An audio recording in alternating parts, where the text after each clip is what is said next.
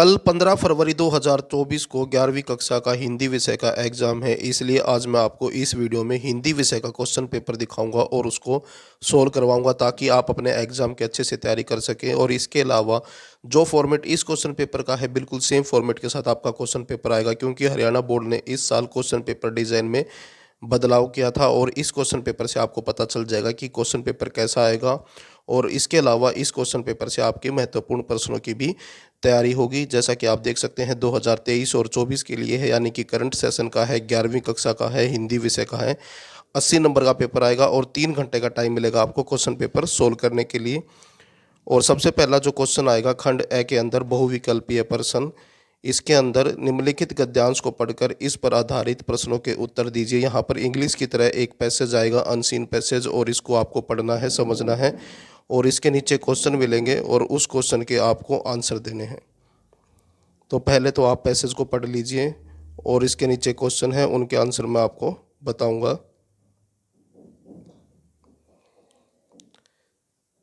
यहाँ से question start है। पहला क्वेश्चन है, वृद्धजनों को संस्कारों और रीति रिवाजों का वाहक क्यों माना जाता है? आंसर है क्योंकि वह इन्हें आने वाली पीढ़ियों तक पहुँचाते हैं। क्योंकि जो बुजुर्ग लोग हैं संस्कारों को और रीति रिवाजों को आगे आने वाली पीढ़ियों तक पहुँचाते हैं। उसके बाद दूसरा क्वेश्चन है, संसार संबंधी पारिवारिक परंपराओं के समाप्त होने का कारण है? तो आंसर है संयुक्त परिवारों का विघटन, यानी कि संयुक्त परिवारों की कमी। तीसरा क्वेश्चन है, वृद्ध व्यक्तियों को परिवारों की धुरी क्यों माना जाता है? आंसर है परिवारों में सद्गुणों और संस्कारों की नींव रखने के लिए। क्योंकि जो बुजुर्ग लोग हैं वो परिवार के अंदर सद्गुण यानी कि अच्छे गुण और संस्कारों की नींव रखते हैं। इसी वजह से वृद्ध व्यक्तियों को परिवारों की धुरी माना जाता है। उसके बाद अगला क्वेश्चन है, बुजुर्गों के प्रति बढ़ती उपेक्षा और तिरस्कार का कारण है? तो आंसर है भौतिक जीवन शैली का प्रभाव। उसके बाद नेक्स्ट क्वेश्चन है, भौतिक सुख सुविधाओं के साधनों की वृद्धि ने जीवन को सुगम बनाने के साथ साथ क्या दुखद स्थितियां दी हैं? तो आंसर है शारीरिक और मानसिक व्याधियां यानी कि परेशानियां। तो क्वेश्चन के अंदर ये पूछा गया था कि जो भौतिक सुख सुविधाओं के जो साधन हैं यानी कि आधुनिक सुख सुविधाओं के लिए जो चीज़ें प्रयोग की जाती हैं वो जीवन को सुगम यानी कि आसान बनाने के साथ साथ कौन सी दुखद परिस्थितियां उत्पन्न करते हैं? तो इसकी वजह से जो है शारीरिक और मानसिक परेशानियां होती हैं। दूसरा क्वेश्चन है, निम्नलिखित काव्यांश को पढ़कर इस पर आधारित प्रश्नों के उत्तर दीजिए। जिस तरह से इंग्लिश के अंदर पोएम से स्टैंजा आता है, बिल्कुल उसी तरह से यहाँ से भी पोएम से कुछ पंक्तियाँ आई हुई हैं। इन पंक्तियों को पढ़ना है, समझना है और उसके बाद इसके नीचे क्वेश्चन मिलेंगे, उनके आंसर देने हैं। तो पहला क्वेश्चन है इसके अंदर, कवि कैसे लोगों को प्रणाम करता है? तो आंसर है जो अपने प्रयासों में असफल रहे। उसके बाद दूसरा क्वेश्चन है, छोटी सी नौका से सागर पार करने की कोशिश करने वालों का क्या महत्व होता है, महत्व माना गया है? तो आंसर है ऐसे लोग दुनिया में नई खोजें करते हैं। उसके बाद अगला क्वेश्चन है, उच्च शिखर की ओर बढ़ते हुए हिम समाधि लेने का भावार्थ है? तो आंसर है इसका बड़े लक्ष्य की प्राप्ति में अपने प्राण बलिदान करना। नेक्स्ट क्वेश्चन है, काव्यांश में किसका उल्लेख नहीं हुआ है? तो आंसर है देश में राजनेता। उसके बाद नेक्स्ट क्वेश्चन है, काव्यांश की मूल संवेदना है? तो आंसर है असफल व्यक्तियों के प्रयासों की सराहना। और उसके बाद चॉइस में भी आएगा एक और, तो यहाँ पर चॉइस में भी दिया गया है। तो दोनों में से आपको एक करना है।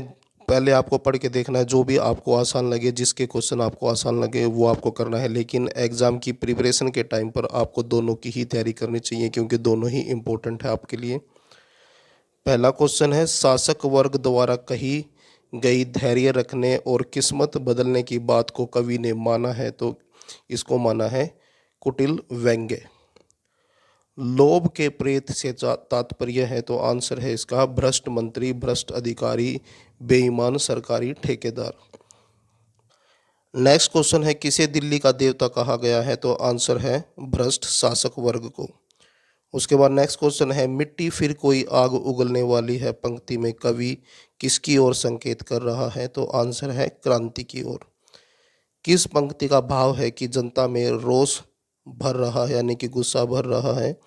तो आंसर आएगा इसका होती जाती हैं गर्म दिशाओं की सांसें। तो उसके बाद नेक्स्ट क्वेश्चन है पदखंड पर आधारित निम्नलिखित बहुविकल्पीय प्रश्नों के उत्तर दीजिए। तो पहला क्वेश्चन है इसके अंदर, मीरा ने प्रेम बेली को किससे सींचा है? तो आंसर है आंसुओं से। अगला क्वेश्चन है चंपा का शैतानी पूर्ण कार्य है? तो आंसर है कलम चुराना, कागज गायब करना। नेक्स्ट क्वेश्चन है कवित्री के अनुसार इस दौर में भी हमारे पास बचाने को बचा है? तो आंसर में आएगा थोड़ी सी उम्मीद, थोड़े से सपने, थोड़ा सा विश्वास।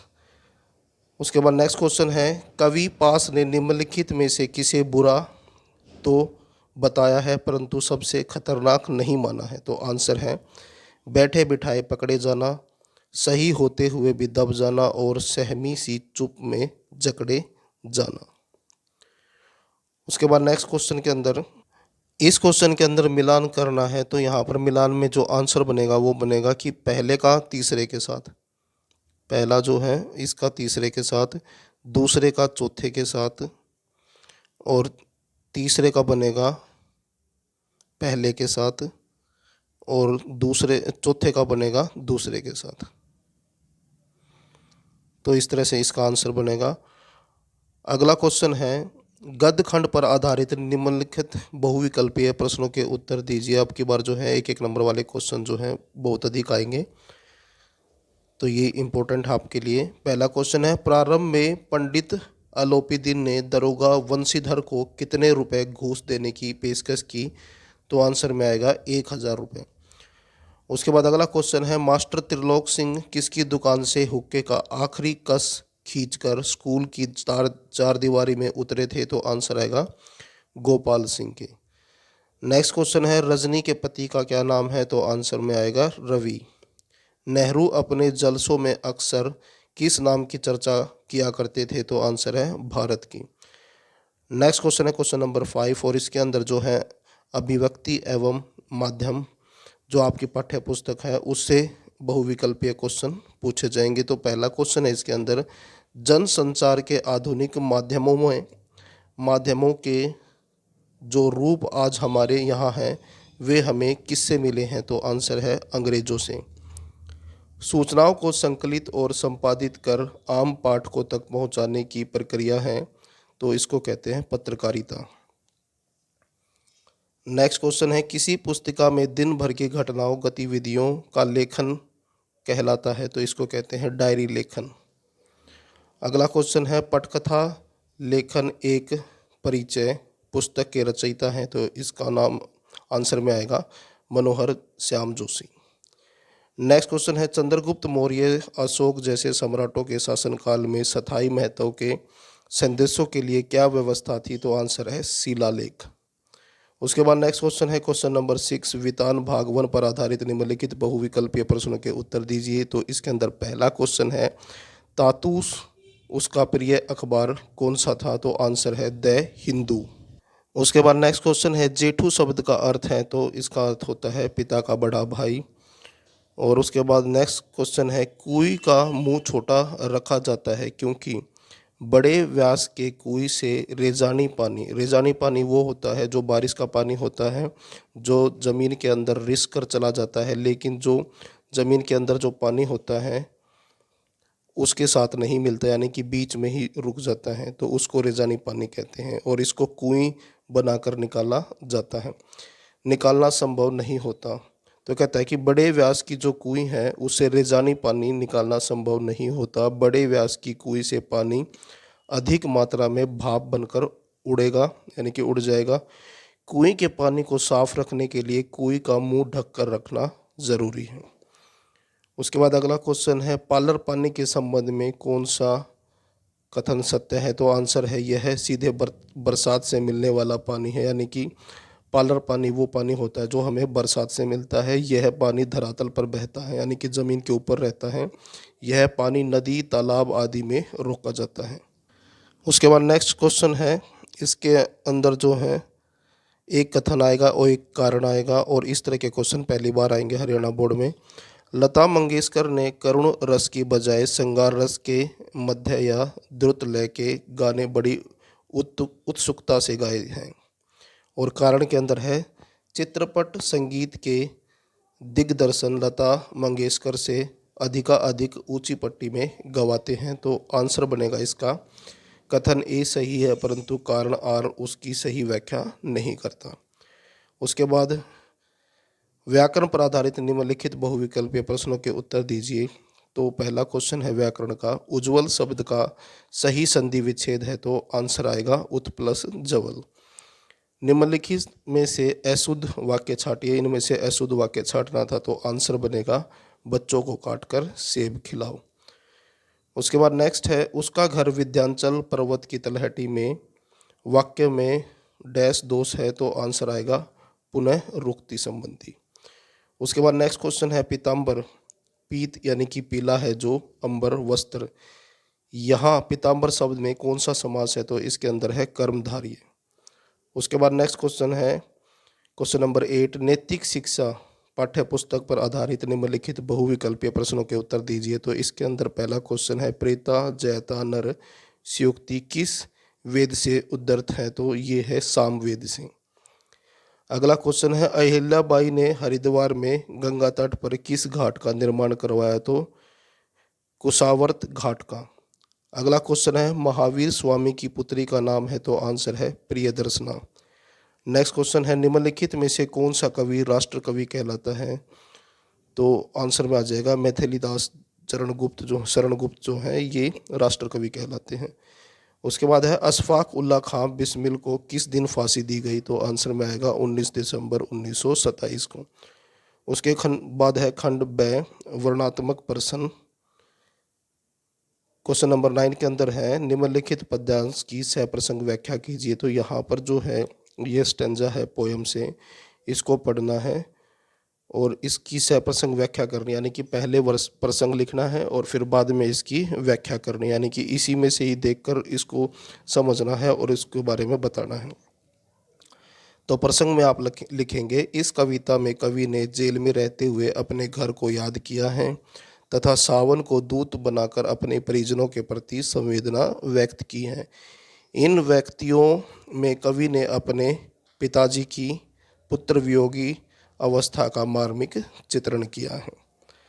उसके बाद व्याख्या है, यहाँ पर व्याख्या के अंदर बताया गया है, कवि सोचता है कि जब पिताजी व्यायाम करके घर की छत से नीचे आए होंगे तो वहाँ अगर मैं खड़े या खेलते हुए मेरे चारों भाई बहन उन्हें दिखाई दिए होंगे। कवि की दृष्टि में भाई भुजाओं के समान हैं और बहनें प्रेम की प्रतिमूर्ति हैं।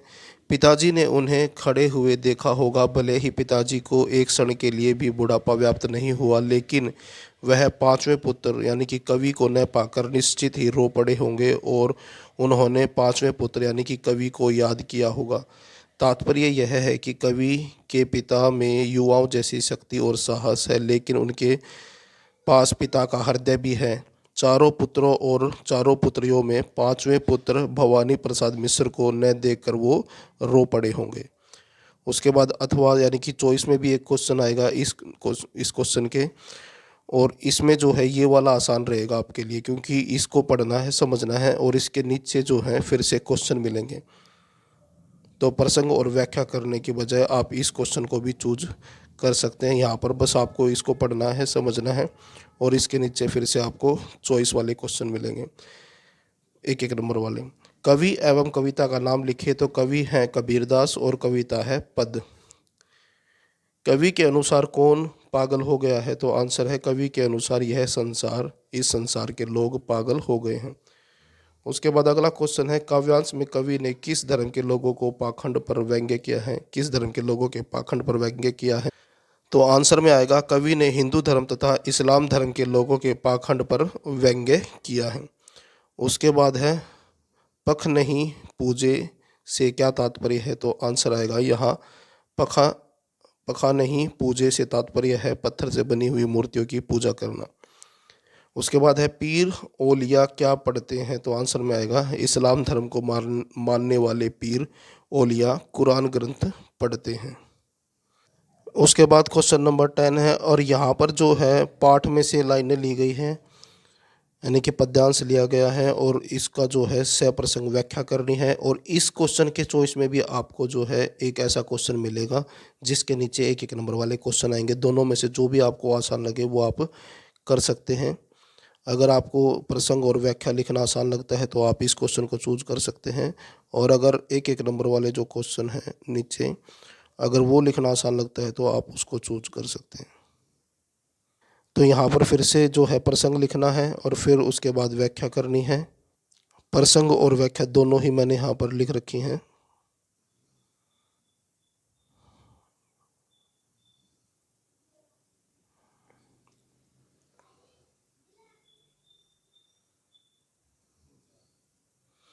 उसके बाद चॉइस में जो क्वेश्चन है, निम्नलिखित पद्यांश को पढ़कर पूछे गए प्रश्नों के उत्तर लिखिए। तो ये है और इसके नीचे क्वेश्चन है। पद्यांश के पाठ में लेखक का नाम लिखिए, बिल्कुल उसी तरह से जैसे ऊपर पोयम का था। विदाई संभाषण पाठ का नाम है और लेखक हैं बाल मुकुंद गुप्त। उसके बाद नेक्स्ट क्वेश्चन है, इन पंक्तियों में लेखक ने किसके शासनकाल का अंत होने की बात कही है? तो आंसर है लेखक ने लॉर्ड कर्जन के शासनकाल का अंत होने की बात कही है। अगला क्वेश्चन है, लेखक ने इन पंक्तियों में किसे संबोधित किया है? तो आंसर है लेखक ने इन पंक्तियों में लॉर्ड कर्जन को संबोधित किया है, जो उसे उस समय भारत के वायसराय थे। उसे नहीं आएगा, उस समय आएगा, जो उस समय भारत के वायसराय थे। अगला क्वेश्चन है, लेखक ने जिस तीसरी शक्ति का जिक्र किया है वह कौन है? तो आंसर में आएगा लेखक ने कार्ल लॉर्ड कर्जन तथा यहाँ के निवासियों के बीच जिस तीसरी शक्ति का जिक्र किया है वह ईश्वर है। नेक्स्ट क्वेश्चन है, अंत का विलोम लिखिए। तो इसका आएगा आदि। उसके बाद है क्वेश्चन नंबर 11, निम्नलिखित प्रश्नों में से किसी एक का उत्तर लिखिए। तो पहले क्वेश्चन के अंदर आया है, इसके अंदर, आज आपने पहली बार किसी नाटक में भाग लिया, इस अवसर पर डायरी लिखी, यानी कि डायरी लिखना वाला क्वेश्चन है।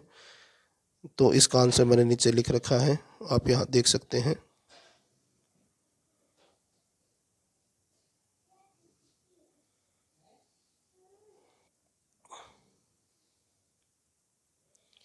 उसके बाद इसमें आएगा, नेक्स्ट है इसमें, रजिस्ट्रार महर्षि दयानंद विश्वविद्यालय की ओर से प्राचार्य राजकीय महाविद्यालय बोंद को एक अर्ध सरकारी पत्र लिखकर उनके द्वारा राजकीय महाविद्यालय में स्नातकोत्तर कक्षाएं खोलने के बारे में की जा रही कार्रवाई के बारे में अवगत कराएं। तो इस क्वेश्चन का आंसर जो है मैं आपको जब इम्पोर्टेंट जो लेटर है वो करवाऊंगा तो उसमें दिखाऊंगा।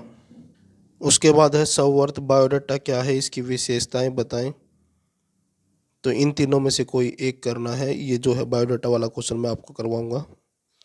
उसके बाद नेक्स्ट क्वेश्चन है क्वेश्चन नंबर 12, काव्य खंड पर आधारित निम्नलिखित प्रश्नों के उत्तर दर्शाए गए अंकों के अनुसार उपयुक्त शब्दों में दीजिए। तो पहला है इसके अंदर, मीरा जगत को देखकर क्यों रोती है? तो आंसर में आएगा मीरा जगत को देखकर क्यों रोती है। क्वेश्चन है, आंसर देखिए, मीराबाई भगवान श्री कृष्ण के अनन्य भक्त हैं, जबकि संसार न केवल कृष्ण से विमुख है अपितु अपने अपने कार्यों में व्यस्त रहते हुए ईश्वर भक्तों का उपहास यानी कि मजाक भी उड़ाता है, इसलिए भोग विलास काम वासना में पड़कर अपने जीवन का नाश करने वाले जगत को देखकर मीरा रोती है। अगला क्वेश्चन है, चंपा को इस पर क्यों विश्वास नहीं होता कि गांधी बाबा ने पढ़ने लिखने की बात कही होगी? तो आंसर देखें, जब कवि चंपा को बताता है कि गांधी बाबा भी यह चाहते थे कि भारत का प्रत्येक आदमी साक्षर हो, तो चंपा इस कथन पर विश्वास नहीं करती। वह जानती है कि गांधी बाबा एक अच्छी व्यक्ति थे, इसलिए वे पढ़ने लिखने की बात नहीं कर सकते। चंपा का मानना है कि पढ़ना लिखना व्यर्थ का काम है, उसकी दृष्टि में पढ़ाई लिखाई किसी काम की नहीं है। उसके बाद है, गद्य खंड पर आधारित बहु निम्नलिखित प्रश्नों के उत्तर दर्शाए गए अंकों के अनुसार उपयुक्त शब्दों में दीजिए। तो पहला क्वेश्चन है इसके अंदर, बादशाह के नाम का प्रसंग आते ही लेखिका की बातों में मियां नसरुद्दीन की दिलचस्पी क्यों खत्म होने लगी? तो आंसर देखें, बादशाह का के नाम का प्रसंग आते ही लेखिका की बातों में मियां नसरुद्दीन की दिलचस्पी खत्म हो गई। इसका कारण यह था कि वह अपने बुजुर्गों की शान में कुछ बड़ा चढ़ाकर ही कहे जा रहे थे, इसलिए यदि वे बादशाह का नाम बताते तो उससे उनकी पोल खुल जाती।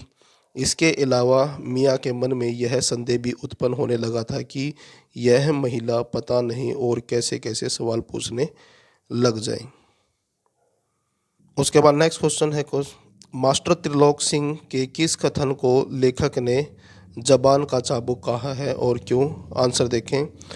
जब धनराम बार बार रटने पर भी मास्टर जी को तेरा का पहाड़ा नहीं सुना पाया तो मास्टर जी ने कहा, तेरे दिमाग में तो लोहा भरा है रे, विद्या का ताप कहाँ लगेगा इसमें। मास्टर त्रिलोक सिंह के इसी कथन को लेखक ने जबान का चाबुक कहा है। उसके बाद क्वेश्चन नंबर 14 है, वितान पर आधारित निम्नलिखित प्रश्नों के उत्तर दर्शाइए। तो पहला क्वेश्चन है इसके अंदर, कुएं में 30-35 हाथ नीचे काम कर रहे चोल वांजी को गर्मी से किस प्रकार बचाया जाता है? तो आंसर देखें।